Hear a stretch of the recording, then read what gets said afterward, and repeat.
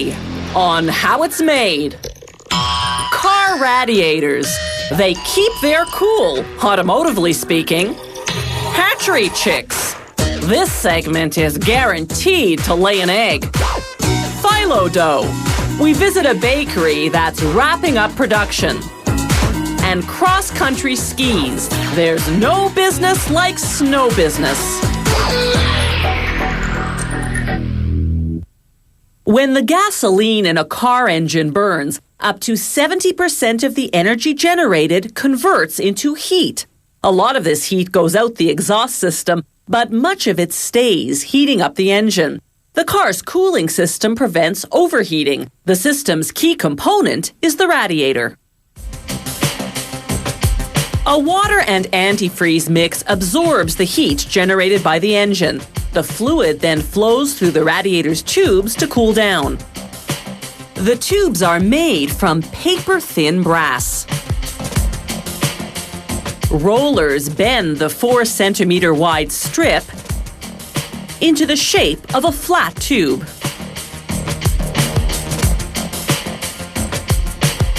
The tubing then runs through a vat of bubbling hot molten lead.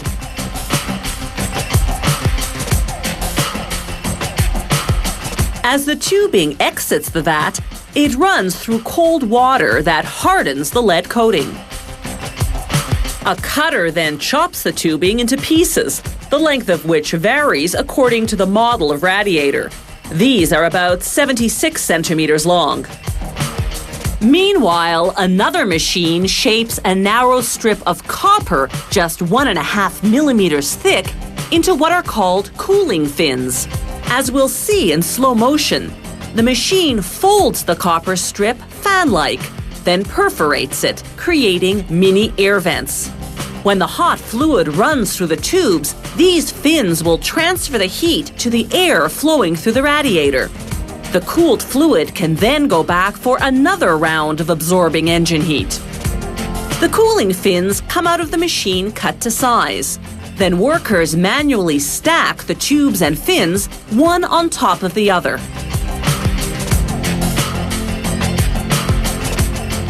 They straighten them out, then apply a brass tag indicating the model number and date of production. Then they compress and strap the components together. Elsewhere, a computer-guided machine punches out a pattern on brass sheets. These will become what are called headers. There's one on each side of a radiator. The punching tool then changes to a knife, which now cuts along the perforation lines.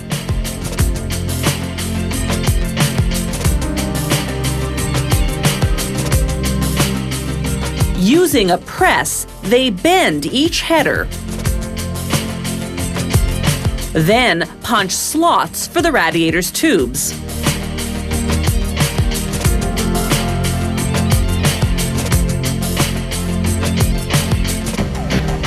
Now, using a mallet, they hammer the headers onto the ends of the tubes.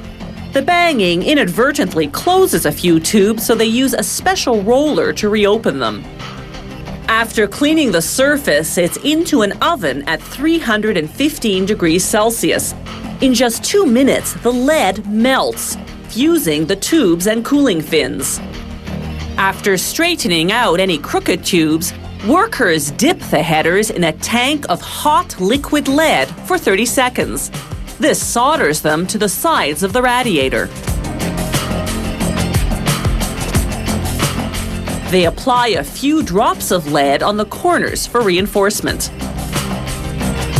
The headers and tube openings are now encased in lead. Workers now feed a sheet of brass into a press to form the tanks that go onto the headers. One contains a brass tube. Hot transmission oil enters one end of it and exits the other, cooling along the way. Once workers finish welding the tanks to the headers, they solder on what's called the filler neck, a spout for pouring antifreeze into the tank. On the opposite tank, they weld on a water intake pipe. This will be the entry point for the fluid heated by the engine. Finally, they coat the finished radiator in an asphalt-based black paint. The asphalt content makes the paint heat-resistant and protects the radiator's cooling fins.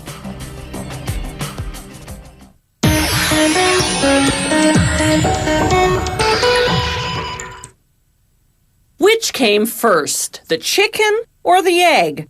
It's an age-old question, and we can't give you the definitive answer, but we can take you to a hatchery to see how baby chicks are bred.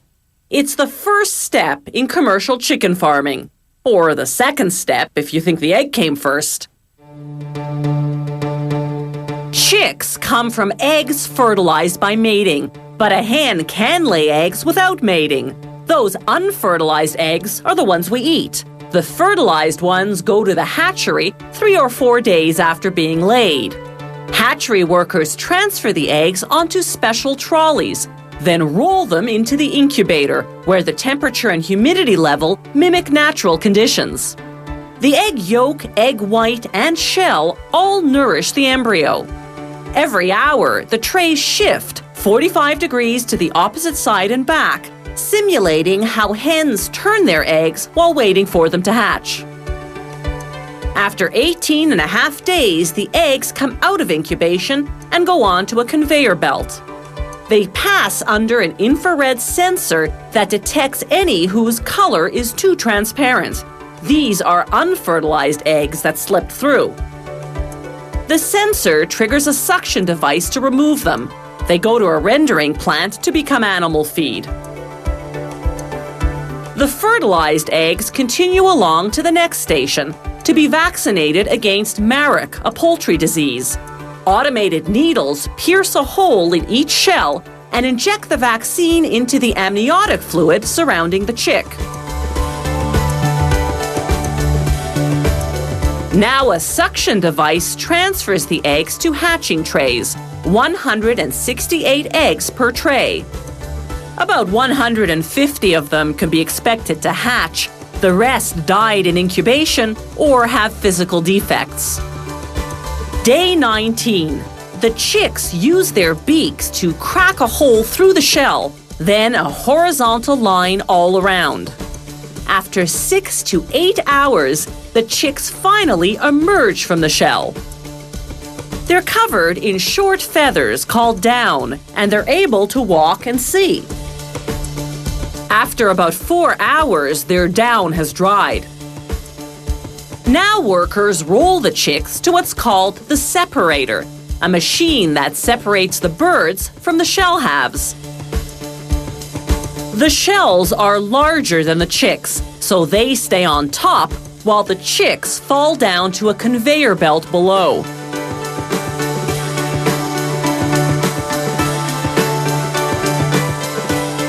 The shells, which are high in calcium, go to a rendering plant.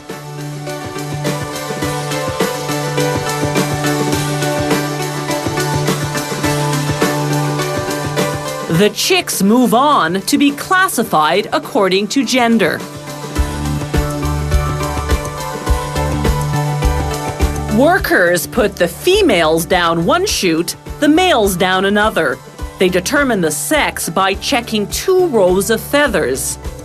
If one row is shorter than the other, the chick's a female. If the rows are the same height, it's a male.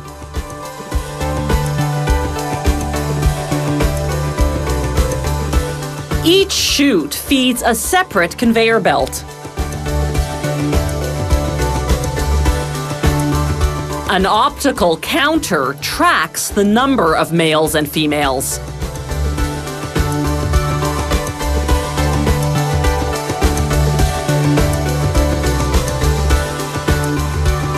The chicks now fall into specially designed transportation boxes, 102 chicks per box.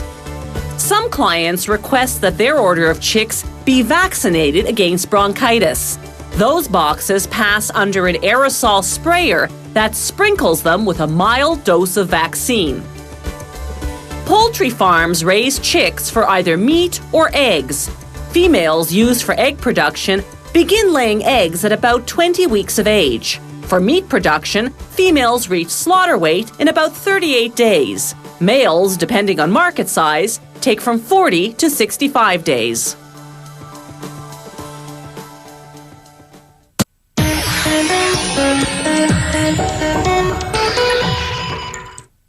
If you like Greek food, then you've probably tasted baklava. It's made with a paper-thin, flaky dough called Filo, the Greek word for leaf. Filo dough itself is low-fat and cholesterol-free. Unfortunately, the stuff they usually fill it with isn't. Filo dough can be made by hand or by machine. Either way, it starts with the same dough recipe. The proportions are roughly 40% water to 60% flour. They use two types of wheat flour, high-protein flour to make the dough strong and flexible, and low-protein flour to make its texture smooth. They also add sorbate, a preservative, to increase shelf life. After about 15 minutes of mixing, the dough is ready. They cut off a section and feed it into a machine called the divider, which transforms it into a cylindrical wad. They hand roll the wad into a rough ball, then feed it 2 or 3 times through a machine that kneads the dough into a rounder, harder ball with no air bubbles trapped inside. They can tell when it's ready just by feeling it. Then a machine called the sheeter flattens the ball into what looks like pizza dough. Workers stack about 30 sheets with craft paper in between to absorb some of the moisture.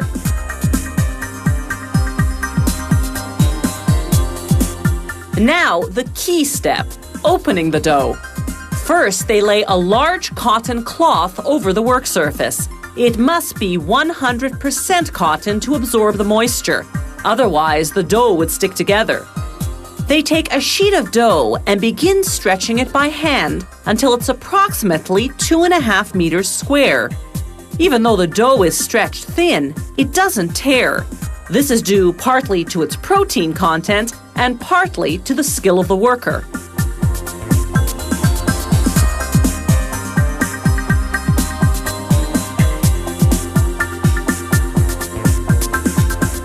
They repeat the process with all 30 sheets, stacking them one on top of the other.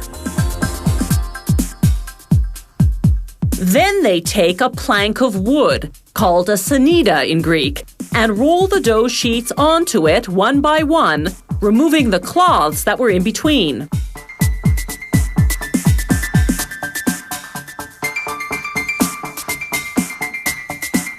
They sprinkle cornstarch on the dough, just enough to prevent sticking. Too much cornstarch will burn the dough. Now they move the sanida to another table and cut along one side of the dough. They remove the wood and open the sheets flat. Then they cut rectangles measuring 33 by 43 centimeters, standard Filo size. Each sheet of Filo dough is about as thin as a sheet of tissue paper, but it's strong and flexible enough not to tear when a baker works with it. Machine-made Filo dough is a much faster method used primarily for mass-produced frozen food items. An automated machine called the stretcher transforms a big wad of dough into a thin, flat sheet, applying just the right amount of cornstarch. A continuous air current coming from underneath creates an air bubble. The height of the bubble tells them whether the dough is the right consistency. The dough dries under infrared lamps. This step is necessary because this method doesn't use craft paper and cotton cloths to absorb the excess moisture. The dried sheet of dough rolls onto a spool. They cut along the side to release the dough and lay it flat. Using a template, they cut the standard size rectangles, yielding 800 sheets of Filo. They roll about 20 sheets together at a time and wrap them in plastic. Then they vacuum pack and heat seal the package.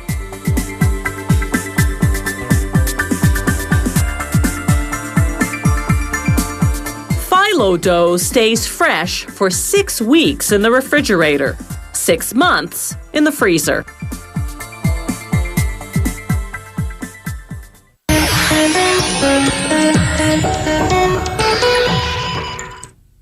Cross-country skis used to look pretty much all the same: long, narrow, and wooden. Today's skis, however, come in many different styles, specifically designed for the many types of cross-country: telemark, backcountry, all-terrain, touring, and racing.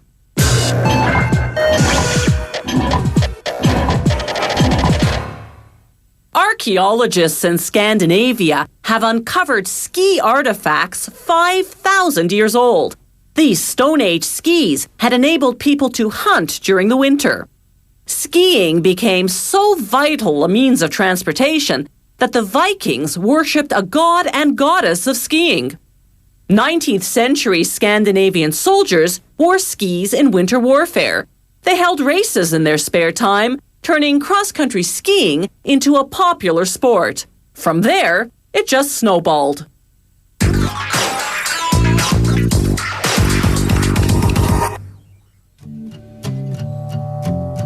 One way to make cross-country skis is compression molding, a process that uses heat and pressure to bond the components together. First, a computer-guided blade cuts out what will become the ski's underside, called the gliding surface. It's made of pre-assembled fiberglass laminate and polyethylene thermoplastic, a friction-resistant material. They lay it into the bottom half of a mold, then glue on steel edges for grip. This spray makes the adhesive dry faster so that they can apply the principal adhesive, epoxy. A rubber shock absorber goes on the back, followed by a durable plastic reinforcement called the heel piece protector. The ski's wooden core is made of aspen and birch laminated together. Next comes a sheet of fiberglass impregnated with epoxy for extra reinforcement. The wood core is now sandwiched between 2 high-resistance layers. Then for decoration, a plastic film with a silkscreen design. With everything now in the bottom half of the mold, they can clamp on the top and tape it up to ensure nothing shifts out of place. Then it's into a press that compresses the mold and heats it to 85 degrees Celsius. This activates the epoxy, hardening it in 12 to 15 minutes, depending on the thickness of the ski.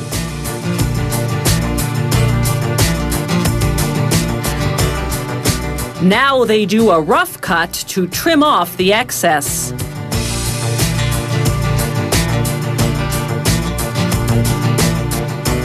Then they sand all the edges until they're smooth.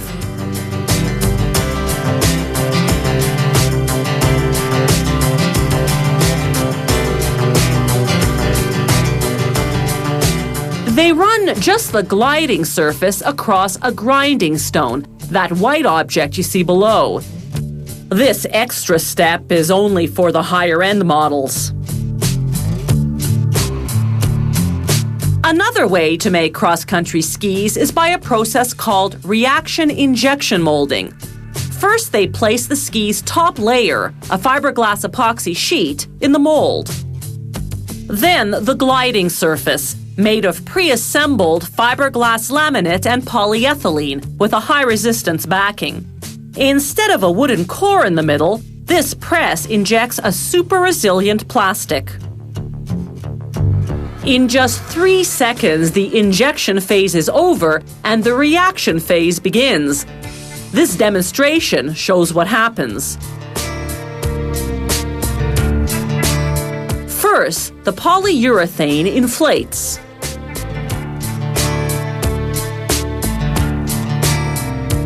Then, it hardens.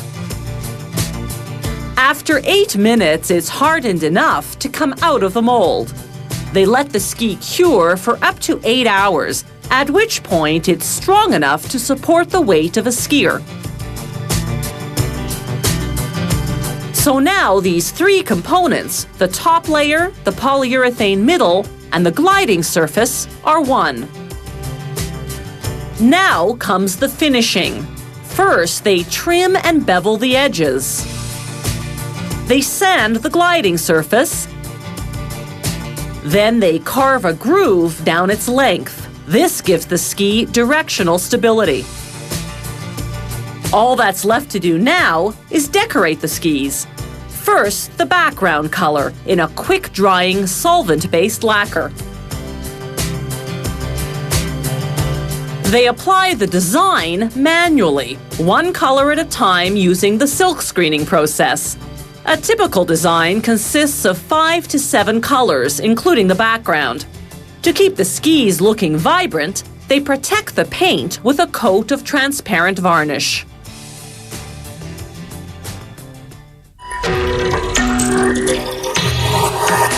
If you have any comments about the show, or if you'd like to suggest topics for future shows, drop us a line at www.howitismade.net.